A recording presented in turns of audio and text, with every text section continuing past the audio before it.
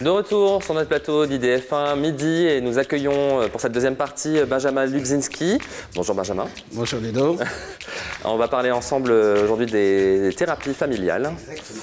Alors, pour commencer, question très simple, c'est quoi une thérapie familiale? Vous voyez une thérapie, vous voyez une famille, vous appliquez l'un à l'autre et ça donne une thérapie familiale. La thérapie familiale, c'est une idée assez géniale, c'est de se dire, plutôt que de soigner un membre d'une famille, on va soigner l'intégralité de la famille et sa manière de communiquer. Parce que le gros souci, c'est que souvent dans la thérapie, on oublie l'environnement. À une époque, on pensait que les thérapies, c'était uniquement se soucier du passé des gens, de leur enfance. Ensuite, on a un petit peu élargi au présent, on a élargi aux émotions, on a élargi à beaucoup de choses. Et puis, à un moment, dans les années 70, on s'est dit, excusez-moi, et merde, et la famille, et les gens qui sont autour, si on en tenait compte. Or, pour le développement d'un enfant, pour un couple, pour tous les membres de la famille a un impact excessivement important. Et donc, tout le principe des thérapies familiales, c'est pas de soigner individuellement les gens, c'est de soigner globalement la famille. Et ensuite, c'est comme si la famille se soignait elle-même. On soigne un corps malade, on rétablit l'équilibre, et après, elle apprend à être autonome et à continuer, et à prospérer, et à se rendre heureux les uns les autres. Ce qui est une technique non seulement très jolie, mais surtout très efficace. Alors ça se passe comment? C'est-à-dire qu'une personne isolée d'une famille va d'abord aller voir un psy, va lui exposer la raison pour laquelle il va le voir, et après on lui dit, bah voilà, ce serait peut-être mieux de voir tout le monde en fait. Ça peut arriver comme ça, par exemple, souvent dans les troubles du comportement alimentaire, l'anorexie, la boulimie, la pression familiale, pas forcément la mère, ça peut être le père, ça peut être l'ensemble de la famille, ça peut être les difficultés familiales, on sait que ça a un gros impact. Ça se retrouve quasiment systématiquement dans tous les problèmes d'anorexie ou les problèmes de boulimie. Et donc là, par exemple, effectivement, c'est une recommandation qui est tout à fait justifiée. Mais maintenant, de plus en plus de personnes savent que les thérapies familiales existent et elles consultent directement pour une thérapie familiale. C'est des parents qui se sentent dépassés par leurs enfants, qui ont perdu totalement le contrôle. Ça peut être des familles éclatées, ça peut être une sorte de thérapie de couple. Enfin, il y a beaucoup de situations et les gens, de plus en plus souvent, se disent bah non, je ne vais pas tenter une thérapie individuelle, je sais très bien que le problème il ne vient pas uniquement de moi ou simplement j'en fais partie, on va soigner toute la famille. Donc, soit une thérapie individuelle qui se transforme en thérapie familiale, soit directement une thérapie familiale, surtout que maintenant, les CMP, en fait les centres médico-psychologiques, sont de plus en plus équipés de thérapeutes dont c'est la spécialité, et de plus en plus l'État, par exemple, et les assistantes sociales peuvent recommander à des familles une thérapie. Une très bonne idée, surtout que généralement ça marche sur des temps courts et que c'est efficace. Je me répète un petit peu, mais c'est vrai. Et pour le côté pratique, ça se passe comment? C'est toute la famille qui rentre dans le cabinet en même temps? Oui, il faut parfois des grands cabinets, si c'est des grandes familles. Heureusement, la moyenne, je crois, c'est 2,3 enfants dans les familles françaises, donc on n'est pas obligé non plus d'avoir des cabinets monstrueusement grands, et les 0,3 enfants, c'est pas très grave.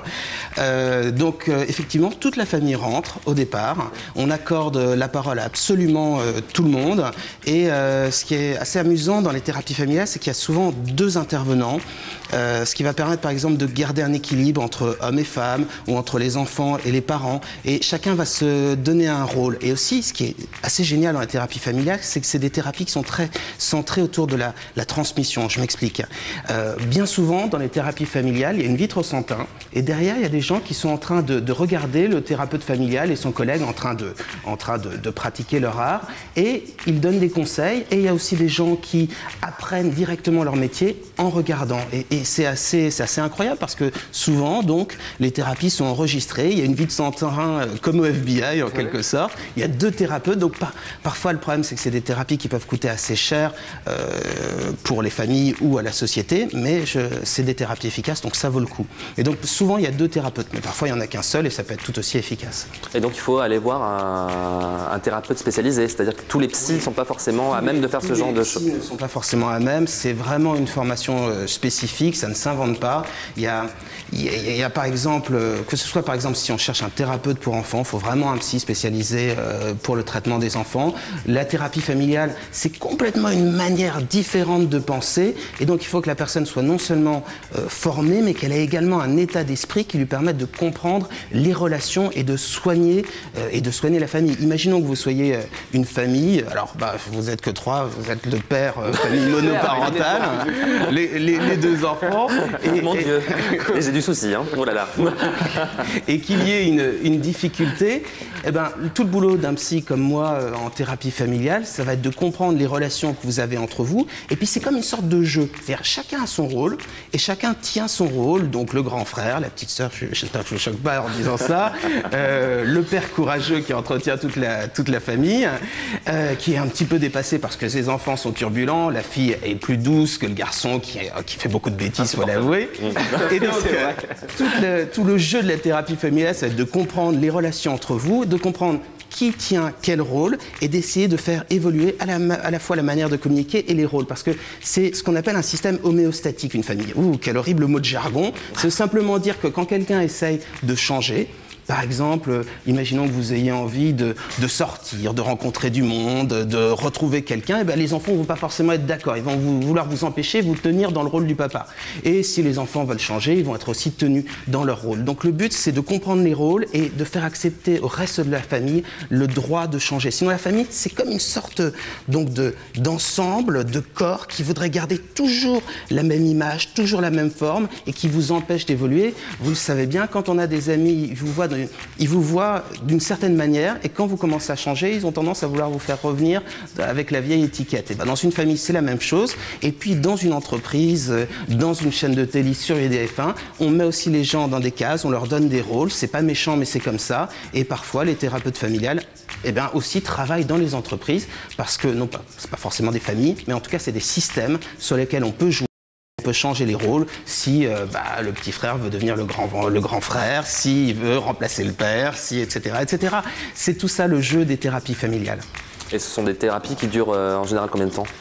C'est excessivement variable. Parfois, il faut 1, 2, 3 séances. Parfois, c'est un petit peu plus long. Donc, il n'y a absolument aucune règle. Disons que généralement, c'est plutôt des thérapies assez courtes. Et est-ce que tous les membres de la famille sont obligatoirement obligés de suivre cette thérapie ensemble? Non, pas forcément, ne serait-ce que parce que de temps en temps, il y a quelqu'un qui va absolument pas jouer le rôle. C'est-à-dire que l'un des mythes, c'est de penser que tout le monde serait de bonne volonté et voudrait le bonheur de la famille. Parfois, vous avez par exemple le père ou la mère, qui est très manipulateur, qui va avoir du contrôle sur tout le monde et il ne veut surtout pas mettre les pieds chez un psy parce que, en fait, son pouvoir, sa place serait menacée et donc il fait tout pour ridiculiser la thérapie, il fait tout pour savonner la pente, on en parlait tout à l'heure, et faire en sorte que ça ne marche pas. Eh bien, dans ce cas-là, c'est pas grave, on fait la thérapie familiale avec les gens qui peuvent être là et on leur donne la force de résister, de se définir, parfois de se grouper pour faire une sorte de contre-pouvoir dans la famille. On fait la thérapie familiale avec les gens qui veulent bien et si quelqu'un participe à la thérapie familiale et qu'il a une influence négative, ça arrive souvent qu'on l'éloigne parce que sinon c'est un peu faire durer le calvaire. Et ça, on doit être complice de ce genre de situation. Très bien. On va prendre une question internet avec Kelly. Oui, alors j'ai une question de Soraya du 91. Nous avons déjà suivi ce type de thérapie avec ma famille, mais au fil des années, les mauvaises habitudes ont repris place. Serait-il intéressant d'en refaire une? Oui, je pense qu'une piqûre de rappel, ce ne serait pas une mauvaise idée. Ça a marché une fois, ça veut pas, donc logiquement, ça devrait marcher une deuxième fois. C'est vrai que les vieilles habitudes peuvent être tenaces. Ça veut sûrement dire aussi que la thérapie n'avait pas été finalisée, ou bien que peut-être Soraya et sa famille ne sont pas allés jusqu'au bout, donc ça peut arriver. Dans ce cas-là, bien sûr, il faut recommencer une thérapie familiale, mais juste le considérer comme une piqûre de rappel. 1, 2, 3 séances, on rappelle bien les règles, on remet tout en ordre, et une fois que la communication, les échanges, les rôles sont bien redéfinis dans la famille, on avance. Ce qu'il faut imaginer, c'est que la famille est toujours un petit peu en retard. C'est-à-dire que individuellement, dans une famille, chacun évolue. L'enfant devient un adolescent, l'adolescent devient un adulte, les parents aussi évoluent dans leurs relations, dans leur vie, dans leur âge. Tout le monde évolue, mais tout le monde veut que chacun reste dans un vieux rôle. Et donc parfois, la famille est en retard sur l'évolution de ses membres et la thérapie familiale sert simplement parfois à rappeler que c'est plus un enfant, c'est un adulte. C'est plus un enfant, c'est un adolescent. Ou tiens, vos enfants sont partis, réapprenez à vivre comme un couple. Donc c'est en fait une manière de réadapter une famille au présent et à la réalité des caractères de chacun. À quel moment on se rend compte qu'on a besoin d'une thérapie? Qui est-ce qui peut? C'est peut-être le médecin généraliste qui nous conseille? Quel est le déclic? Bah, comme dans une thérapie de couple, hein, plus il y a de disputes, plus il y a de dissensions, plus ça peut être un indicateur. Et puis ça peut être parfois, il y a comme une sorte de bouc émissaire. On parlait tout à l'heure des troubles du comportement alimentaire, de l'anorexie. Il y a beaucoup d'anorexie où la jeune fille, parce que ça touche 9 fois sur 10 des jeunes filles, hein, par exemple, imaginons, les parents veulent divorcer. La jeune fille ne veut absolument pas que ça arrive. Et elle va développer un symptôme pour à la fois attirer l'attention et prendre tous les malheurs du monde sur elle. Et l'anorexie est souvent comme une sorte de symptôme d'une famille qui ne va pas. Et donc là, à ce moment, jouer sur la famille, ça peut aider grandement la personne qui est anorexique. On sait par exemple qu'en moyenne, l'anorexie, ça marche, le traitement, à peu près 1 fois sur 2, hélas, parce que les anorexiques tiennent très souvent à leurs symptômes.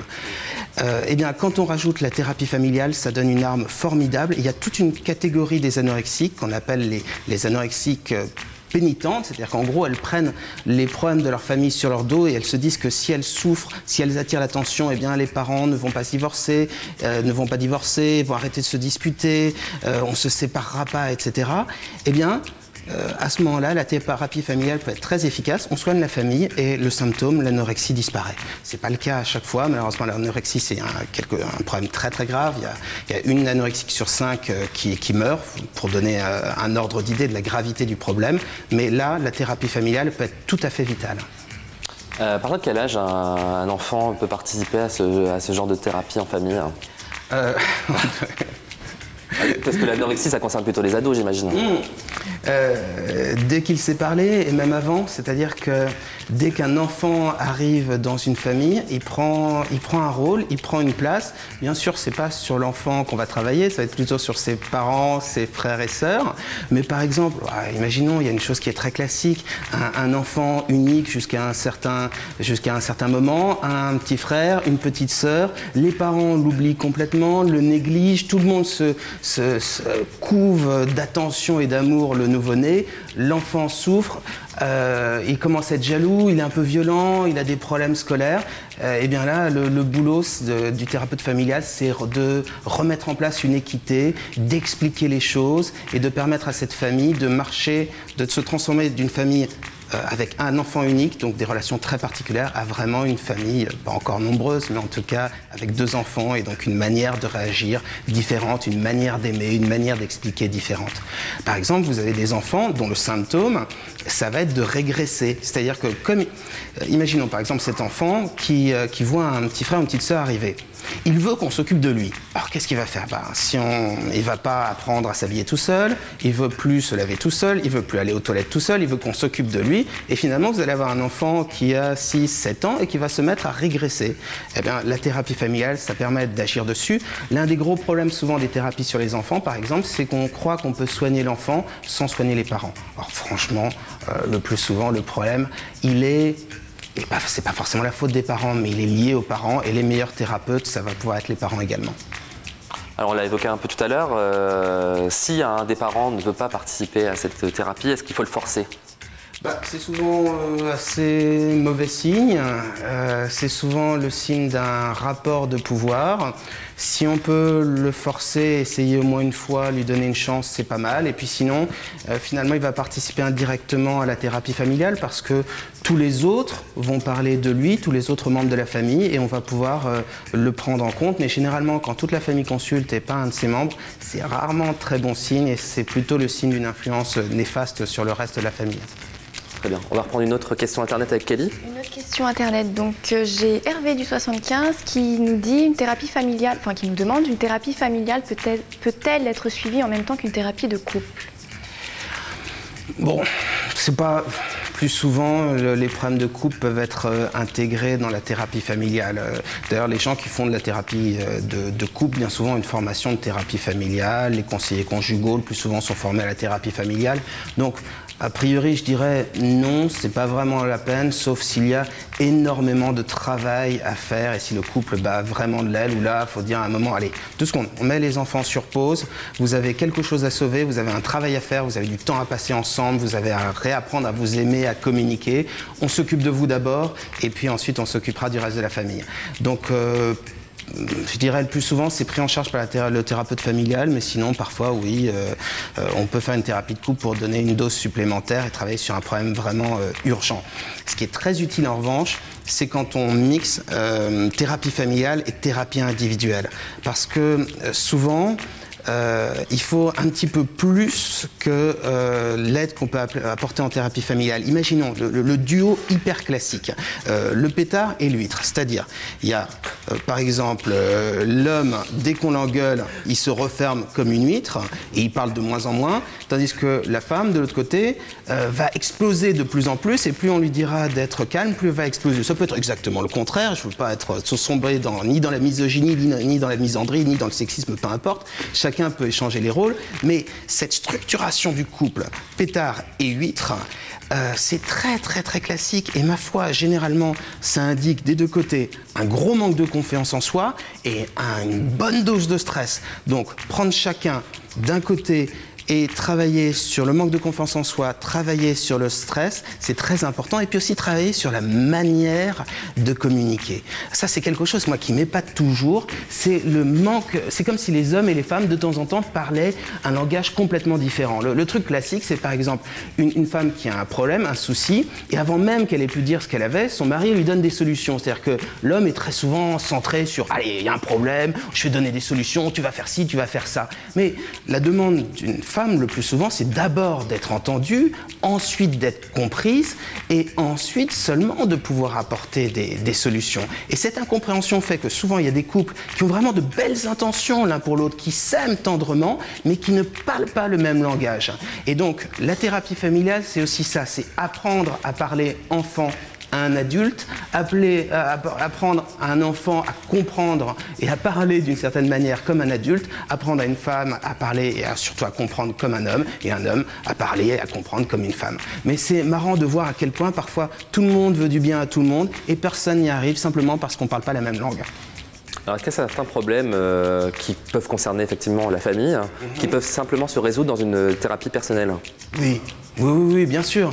C'est ça aussi l'intérêt pour des psys classiques ou des psys comme moi qui travaillent en thérapie brève, c'est-à-dire sur des temps très très courts avec des exercices, des thérapies très actives. C'est très bien d'avoir un éclairage sur toute la famille. C'est-à-dire, plutôt que de considérer qu'il y a juste une petite personne qui doit tout apprendre et qui serait responsable de tout, c'est considérer l'univers, le système dans lequel elle vit. Il y a parfois des thérapies qui marchent sur les mains. C'est-à-dire qu'on fait comme si... Tiens, vous avez un boulot, ça a un impact sur vous, c'est étonnant. Tiens, vous avez un mari qui est un connard, ça a un impact sur vous, tiens, c'est étonnant. Eh bien, le prendre en compte, comprendre qu'autour de la personne, il y a des personnes qui l'influencent et qu'elle n'est pas responsable de tout et qu'elle doit savoir se défendre, qu'elle doit savoir influencer aussi les gens autour d'elle et les changer également ou les fuir, c'est très important. Donc parfois, bien sûr, on a une thérapie individuelle, mais on fait de la thérapie familiale. En tout cas, ce qui est important, c'est d'avoir toujours en tête que ce n'est pas une seule personne en face qui est responsable de tout, c'est une personne qui a une vraie vie, qui a une vraie famille, qui travaille dans une vraie entreprise, et tout ça, ça compte énormément. Très bien. Eh ben, merci Benjamin pour toutes ces infos. Peut-être on va rappeler votre site internet. Psy-coach.fr. Il y a des explications sur tous les types de thérapies familiales qui existent. La thérapie systémique, on n'a pas eu le temps d'en parler. À mon avis, c'est ce qu'il y a de plus efficace et ça marche très bien. Mais aussi les approches psychanalytiques. Enfin, vous saurez quand, pourquoi, comment, dans quelles conditions commencer une thérapie familiale. Et puis vous saurez exactement quelle est l'efficacité de ce type de thérapie. Psy-coach.fr. Très bien. Eh bien, merci Benjamin, à bientôt sur notre plateau. Avec plaisir, toujours.